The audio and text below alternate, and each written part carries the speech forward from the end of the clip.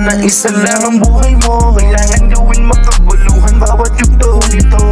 Tignan ang mundo'y napakalawa, sundan ang tamang daan at tinatahak.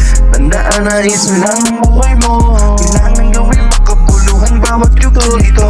Minsan na ako nadapa at dun ko lutunan magbawi. Patalo man ang ilang ulit, di ako ang nasawi. Kundi ang mahinang bersyon ng pagkatao ko ang nagabi. Kaya nung ako ay lumabas, experimentado na kasi handa nang sumabay sa bawat hamon ng buhay. Kung sakaling sumablay, ako hindi naaaray, sapagkat hinubog, binubog ng tadhana sa lahat ng nasa sa dili ko ay napahanga.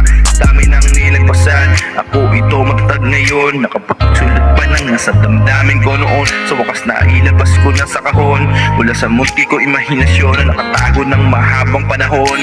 Tignan ang mundo'y napakalawa, sundan ang daan at tinatahak. Tandaan na isa lang ang buhay mo, kailangan gawin makabuluhan bawat yugto nito. Tignan ang mundo'y napakalawa, sundan ang tamang daan at tinatahak. Tandaan na isa lang ang buhay mo, kailangan gawin makabuluhan bawat yugto nito. Sa mundong ito, wala nang take two. Dapat ay pulido, sigurado, tumuklas ng nakakandado o ganado, diba?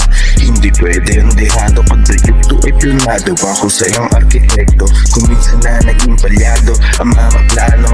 Bawi sa depensa, paikutin ng bola, dapat ay kumpensa, that's it. Gambit para mag-Oscar, send wrong move, force fight, hindi na masakit.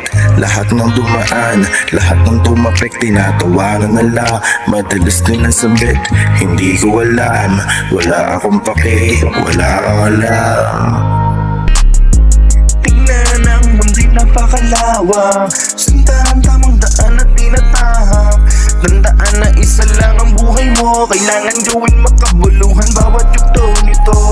Tignan ang mundo'y napakalawa, sundan ang tamang daan at tinatahak.